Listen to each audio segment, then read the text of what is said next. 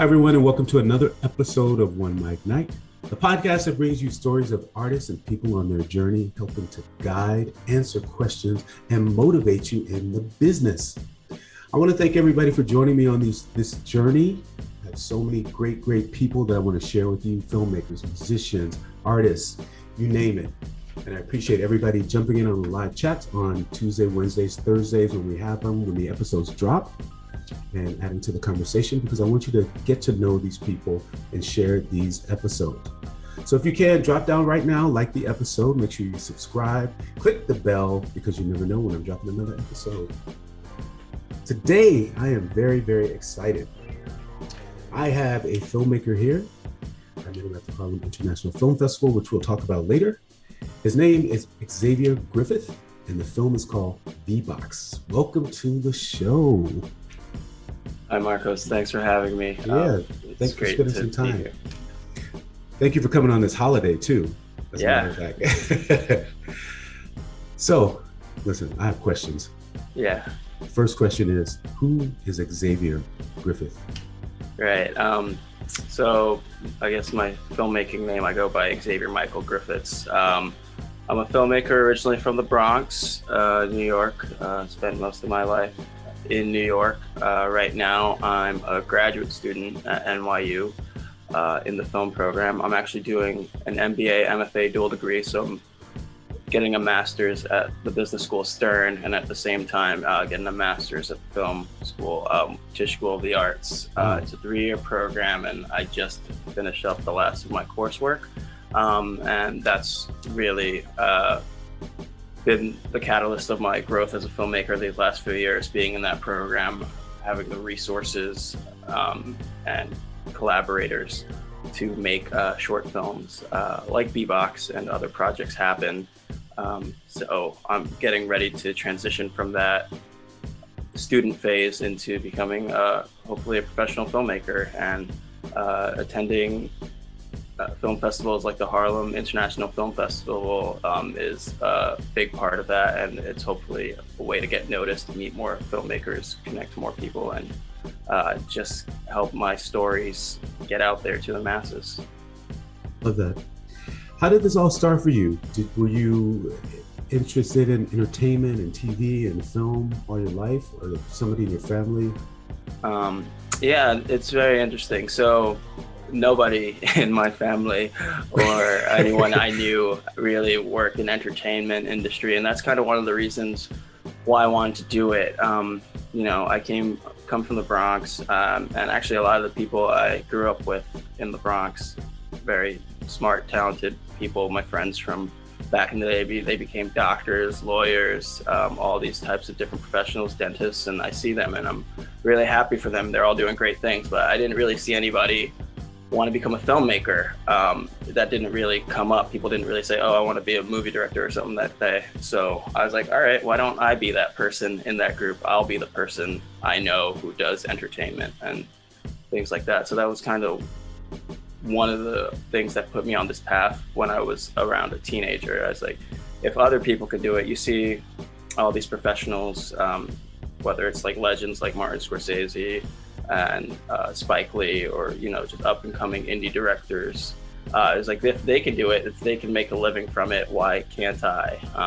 And I had like a literary background. I loved reading books as a child, and that kind of went hand in hand with watching a lot of movies. And when I was in high school, that's when I really started to appreciate movies more and watch them. And I was always really good in school, but you don't really have the freedom to pursue your interests per se until you get to college. And it wasn't really until I went to college, went to undergrad at Fordham University, that I got to like take film classes and stuff like that. So I took the film classes, all the film classes I took. It was a really nice stepping stone, and I realized as good as my Fordham experience was, as being a young 22-year-old, no one's going to hand me like $1 million to make a film. So I figured if I wanted to do this, I want to go all the way. So that's when I thought about going to grad school for film, and looked up the application process, and NYU was always top of the list because you hear so many good things about it. And then I just kind of stumbled on accident and found out about the dual degree program. It's a little over 15 years old, that dual degree program, the MBA MFA. And I said to myself, that's interesting. Since I already have sort of a background in film, I have no background in business whatsoever. So I said it would be great to kind of get both of those experiences, both worlds, because it's called show business, not show art. It's something we hear a lot. So I wanted to be able to know about the business side of it as well. And I thought that would give me a leg up and, have a unique perspective on the industry. So it's been great learning about both. That's kind of what set me on my path. Oh my God, man, you said a mouthful. You're a very wise man. So first of all, I want to back it up. So if nobody in your family is in show business, where did you get the inkling? Where did you get the idea, to continue to pursue this? Because, well, two things. One, shout out to the Bronx. I live in Brooklyn. Mm-hmm. Yeah. But one, living in New York City is always the gateway to entertainment. That's number one. Mm-hmm. So having New York as the backdrop, but also being a person of color, so it's like two different things. And how do you end up at New York University getting a dual degree? Yeah. A lot of us don't, we don't even think about going to film school. We don't know people who, like you said, the Spike Lees and those people that would be mentors or role models for us to do this. Yeah, so my parents, both my parents are Jamaican immigrants, and they've always stressed education to me and my siblings. They, from we were young, they instilled in us that we had to go to college and probably beyond, and they wanted good things for us.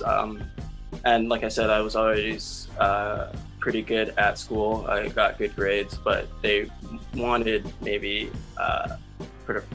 would have preferred a doctor or a lawyer. And then my dad also tried to push us into music, which for a while I played piano, guitar, and drums, but it wasn't really my passion. So I always knew I was gonna go through school, college, and then, like I said, it was just that freedom to choose your interest. So I I can major in English, I can do film. And it was just that drive, in this world, we have to kind of work, we're expected to produce. And I was like, if you're gonna do that, why not do what you love? And like I said, I saw if other people can do it, even though they're not necessarily from my background or have the same worldview as me, why can't I be that one? So I've actually heard from quite a few people. I mean, this is kind of still new for me because I'm relatively young, but they say oh, I didn't know you could do that. So they kind of look to me and stuff like that. A lot of people reach out to me on LinkedIn when they see my program and what I'm doing, and they ask me I didn't know that an MBA, MFA, that was the thing that was possible. And then a lot of people of color, young Black men and women, ask me about it too, and they ask me about my perspective and advice on pursuing something like that. And I'm always happy to respond to people like that. And it's really humbling, and it's just I'm on this journey for the first time for myself, but if it can be a pathway for other people, or provide some sort of reference, I think that's great too. So I really like it when people come up and say stuff like that. I think that was one of my questions for you. Do you feel like stepping into the role of, one, a filmmaker, two, a filmmaker of color, do you feel like that you are now, you're taking on the responsibility of being a role model? Yeah, I don't think necessarily that automatically makes you a role model. I think at the end of the day, it is just a job. I think you have to actively choose to be a role model. You can do this, be very good at it, and still be not a great ethical person if you just live a different lifestyle. So I think you have to actively choose that. I don't think that one comes with the other. So if I want to do that, if I want to continue to be successful, I also have to make that choice to, how I represent myself. And, I am aware that, there's visibility issues that people see people like me and oh, he has dreads, he's in business school, or he's here, and he's here, there, or whatever. So I am aware of that, and, I'm just trying to be myself, and hoping I am a person that is, others deem ethical and wise and stuff like that. But I think that's a choice you have to make for yourself. Right. I mean, I think a role model is, a good role model, and they're bad role models. Yeah. So yeah, on the pathway to being a good role model, I guess is what we're saying. Yeah. I want to talk about your film a little bit. The film is called B-Box. And, we don't want to give away too much of the plot because, first of all, I have to say, now I moderated that whole film festival, live and virtual. And that was the funniest film that I saw in the entire festival. Thank you so much. Very, very well done. Well done. Yeah. Tell us a little bit about what the film is. B-Box, yeah. So the top line synopsis is it's about these two roommates who live together, and they're competing in a very strange, bizarre game with very high stakes. And they compete in various different ways. But then one of them invites a female over on a date, and the other roommate interrupts it, and chaos and hilarity ensues. And if it's not the guy, it's their roommate that makes things unbearable. Merry Christmas, Grandma, man. Come on, man, that's my grandma I'm talking to. Hey, yo, whose turn is it to pay the electricity bill? Yours. Yeah, nothing worse than a weird roommate. Yeah. That's the top line. Like you said, we don't want to give it away. I will say, at the end of the film, this is the question I get asked. It does say based on a true story. And like I said, it's a fictionalized account, but the actual game exists. It is a game that my brothers taught me. Me and my brothers and my cousins played it growing up. And I just, it's just stuck in my mind. And when it came time to make a film like this, I was like, I wonder if I can kind of adapt this film and this game into entertaining film. And one of the most surprising things about showing this film in the places it's been shown is that people will come up to me. It's like, yeah, I played a similar game, or I played that game growing up. I just can't believe it. I was like, what? Absolutely, I was like, yeah. I thought that was completely. It's like, I can't believe we've had this shared experience. I think that's what we love about it so much, because it resonates with so many people. I myself have one. I went to a boarding school, and all the guys from my dorm, we played a certain game, and relate to it very well. And to this day, I still laugh about it.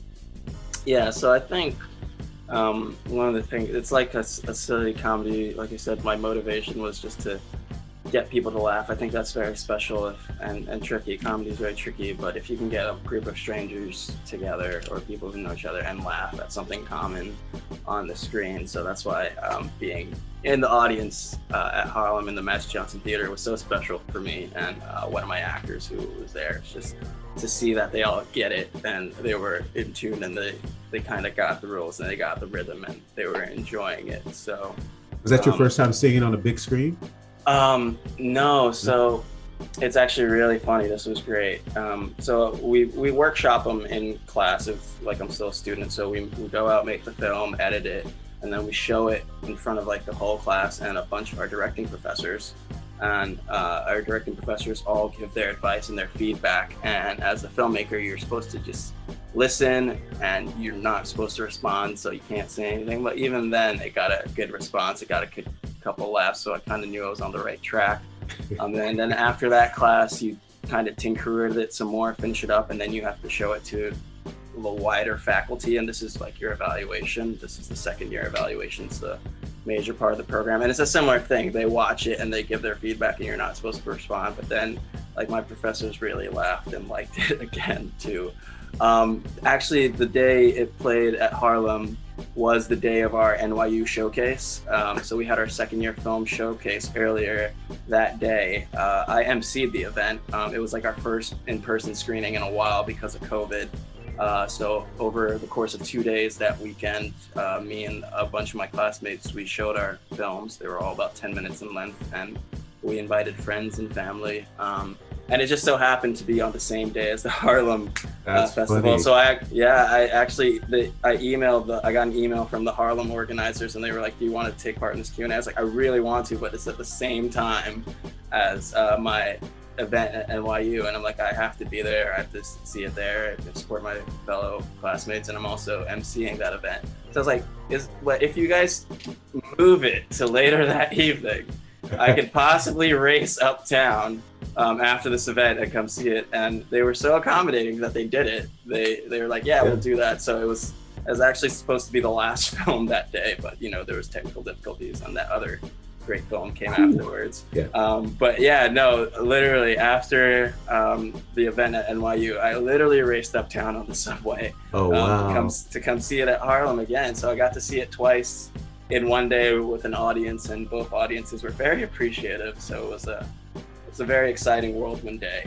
But no, never that screen was the biggest screen I've ever seen it on. It's like a multiplex screen. It's like something you would watch the Avengers on. So seeing it on that was that's unreal. huge. It's huge, and that's one thing I have to say about the Harlem International Film Festival. And I said this, during the Q&A. I said, everybody, just take a moment and just absorb what's happening right now. You're showing your film at the AMC Theater, Magic Johnson Theater in Harlem, New York, at an international film festival. And I wanted everybody there to connect. And I hope that everybody exchange cards and information and still keep in touch, because that's your community. That's our community, and we need to be a part of a community. You never know when you're going to cross paths with these people again, and where they can help you and you can help them and inspire. It's actually very funny that you say that. There was another film in that block. It was a great animated film. I believe it won the Uptown Award for the shorts. It's like, If My Song Rang Louder Than My Skin. I hope I'm not butchering the title. And that was a great short, sponsored in part or produced in part at the Ghetto Film School. And, that was the first film I walked in on when I came to the Harlem Film Festival. I thought it was great. I don't think that Filmmaker was there that day, but I was in Cannes, the Cannes Film Festival in May, as part of a business school class. Actually, they take us to Cannes to learn about the film industry. Wow. And I was in the American Pavilion, and they were having their own little section in the American Pavilion for young upcoming filmmakers. And that film played again, If My Song Rang Louder Than My Skin.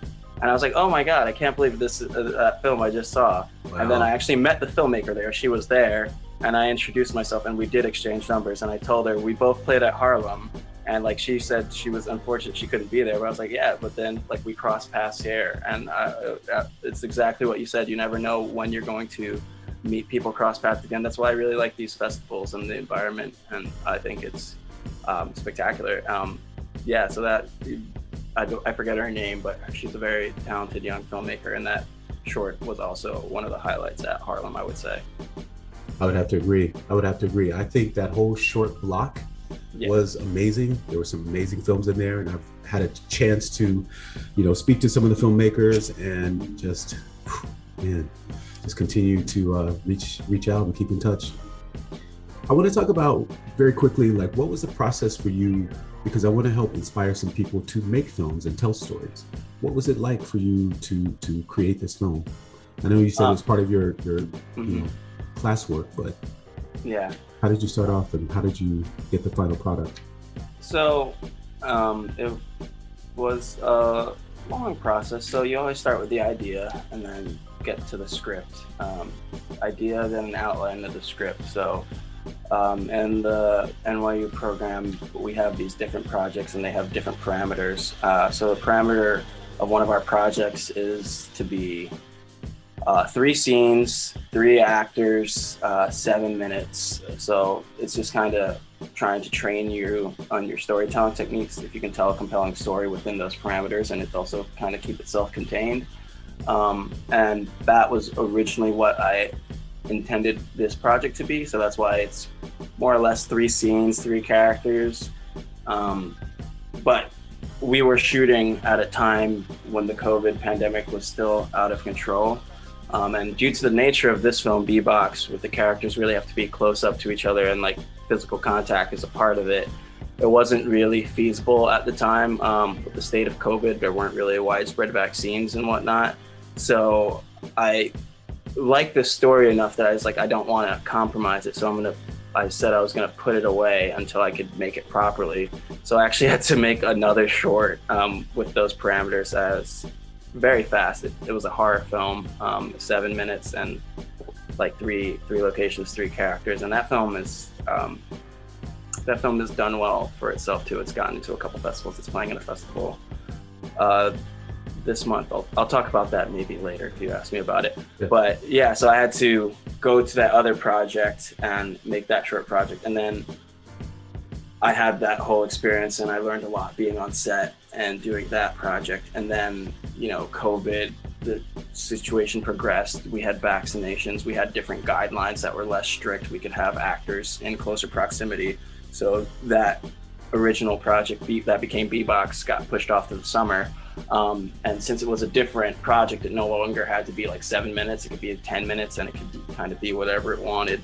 And the script got good feedback from my professors and classmates, so I felt fairly confident about it. And we have this whole infrastructure within the school. We do directing exercises where you'll probably practice with your classmates, make a practice scene or something like that. We have directing the actor classes, which is actually how I met one of the actors who ended up being in the film. So that just gives you practice at working right actors and bringing the scenes to life. And then I also served as a producer on this film, so I was doing a lot of the legwork and the foundation. You get your script, then you try to find your locations, you get your crew, figure out what equipment you need, talk to a production designer how you want the film to look, and then make a schedule. It's a multi-step process. Yeah, that's kind of what it went through. But when it came down to it, finding the location was kind of difficult, but I found one. It was shot on location in Brooklyn. Thankfully, self-contained story, all in one location. That was very beneficial. And then once I had the location and the dates, I could kind of get my crew together, which was mostly my classmates, but then some people I had just met and professionals. We had a professional stunt coordinator come in. And then the 3-day shoot itself was relatively smooth, I have to say. And, there was great energy on set. People were very nice and kind. I was director and producer, so wow. That's fine. But usually I think having a producer is very beneficial if you're a director, because you want someone to share that burden and someone you can lean on and collaborate with. But everyone was very collaborative, and I was very happy with how the filming went. So when it came time to edit and everything, I felt I had to do right by everyone. I was like, all right, all these people, they gave me their all, they gave me their time. Let me really try to put together a nice film. And editing is very relaxing, but it can be stressful. But it's kind of like putting together a puzzle piece. So just putting the scenes in the right order, tweaking them and stuff like that. So that's the overview of how it came about. That's perfect. That's exactly what I wanted to know, especially during the COVID time. That seems like that was probably the biggest challenge, is to wait until that whole thing blew over a little bit so you could film. Mm-hmm. But yeah, just, the process. I think a lot of people, we all have stories to tell, but I want people to understand that there is a process to it, and it's not that easy, and you want a good final product. The important thing is to tell the story, obviously, right. But you do want a good final product, so you do have to go through those steps in order to get it. Mm-hmm. Yeah, I've made films. I've produced a couple films outside of the school environment, and the process is relatively the same. You just don't have the support or the backing of the school, so you're kind of doing it on your own. So you have to get the budget. Money is always very important. You got to know if you have enough money to make the film you want to make, and then you got it. So discussing that with a producer is very helpful, having a budget. Insurance and finding the equipment, that's one of the biggest expenses. So figuring that out and a way to do that cost effectively is very important. But other than that, just getting all the permissions you need, permissions from the actors, making sure they have everything signed, permissions from locations, and having safety plans and backup plans. It's very doable, especially nowadays with the internet and everything kind of becoming more accessible and affordable. But one thing that I did learn in school through various classes is like the more you plan, because something's going to go wrong, a lot of things might go wrong, but the more you plan ahead, the better able you are to deal with these things. So filmmaking is really nice for people who are like meticulous and like to plan and think things out, because having that structure in place allows you to be creative without worrying about things that are not necessarily in your control. You advise filmmaking school or filmmaking classes before people set out to make a film? It depends on what you want to do. And I don't think film school is necessarily for everyone. It is a huge time and cost commitment. I'm one that I'm happy I've made so far, but you can definitely, if you're a young high school student or anything like that, you can just mess around with your friends. Like, this is like a YouTube and TikTok generation. We're all filmmakers in a sense. Right. Or content creators, yes. Right? Yeah. So yeah, if you just plan and experiment, you can find your groove and you find the way you like to work. If you're not going to do like a full film program at school or something, there are other alternatives. You can find like a class at maybe a community college or something like that. One thing I did before I ended up in grad school, I took a 1-week directing seminar at the New York Film Academy.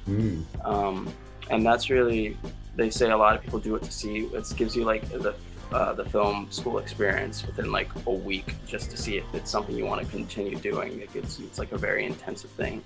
And I'm glad I did that because it sharpened my skills, and it gave me a 2-minute product, a 2-minute short film that ended up being part of my application to NYU, my portfolio. So, oh, wow.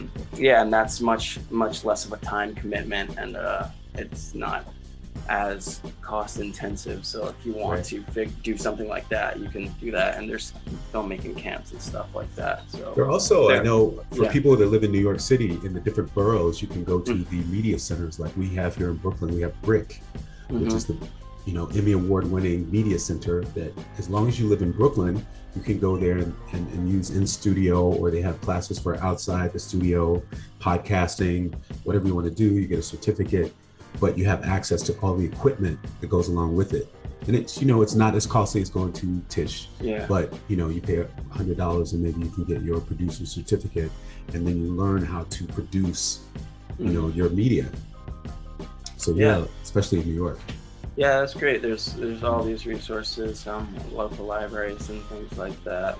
And people are, when you're young and not even necessarily young, but if you're a student and you just want to do stuff, people are very willing to help you. I find you just have to ask people. I don't know, people like, especially that filming is kind of cool. They want to be a part of it. So you do yourself a disservice if you just don't ask around, because you'll be surprised, because there are resources and people are willing to help if you approach with the right attitude.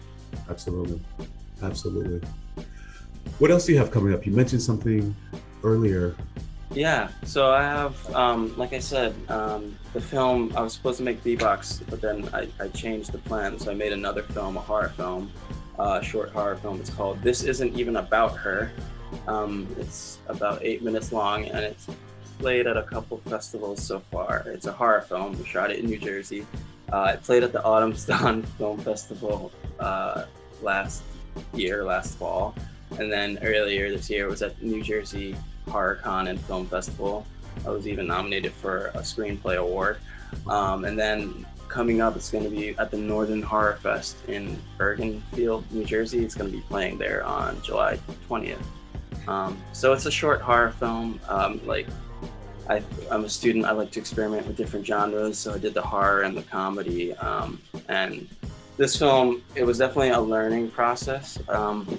But I'm very glad that it's found its audience so far, and I hope that it continues to do so. People seem to get a thrill out of it. So if anyone wants to check it out, it's the Northern Horror Fest in New Jersey, Bergenfield, New Jersey on July 20th.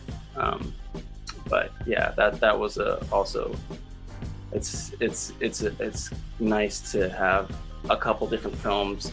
They were both made in the same year, which I can't believe I did that just a few months apart. It's nice that they're both getting their audience in different ways. So I'm very pleased with that. I like that. You get your foot wet in different genres. Yeah, of film. That's great.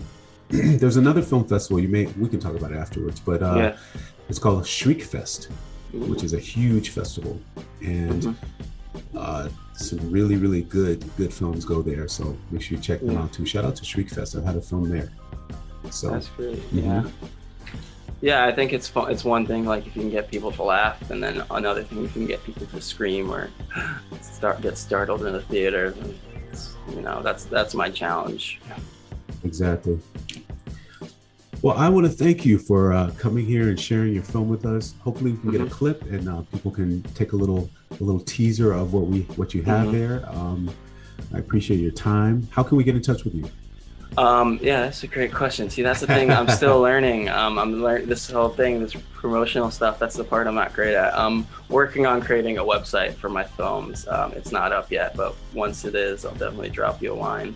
I guess my Facebook page, Xavier Griffiths. I think I'm Xavier Griffiths 9 on Facebook, but that's where I post everything about my films. And also on LinkedIn, if anyone wants to know more about my career or how the NYU programs, like I said, I'm always happy to respond. Just if you're gonna send me a request, just please put a note in your message, like why you're contacting me. But I'm always happy to answer any questions about film school or business school and things like that. I've met a lot of cool people that way. Like that. Well, Xavier, thank you very, very much for dropping by OneMicNite podcast. Appreciate you. Good luck with everything. You're an amazing filmmaker so far. You're well on your journey, and I wish you the best. Please stop by anytime. Check us out here. Yeah. Thank you guys all for watching OneMicNite podcast. Make sure you listen to the episode. It's available. Actually, you can watch it now on Spotify too. Spotify now, you can watch the podcast. So check it out on Spotify, listen to it. It's available on all digital platforms. You can find us at OneMicNite. OneMicNite is spelled OneMicNite. Follow us, join the Facebook community, drop off flyers on the page, let us know what's going on in your art world. You can follow me at Marcos Luis, MarcosLuis.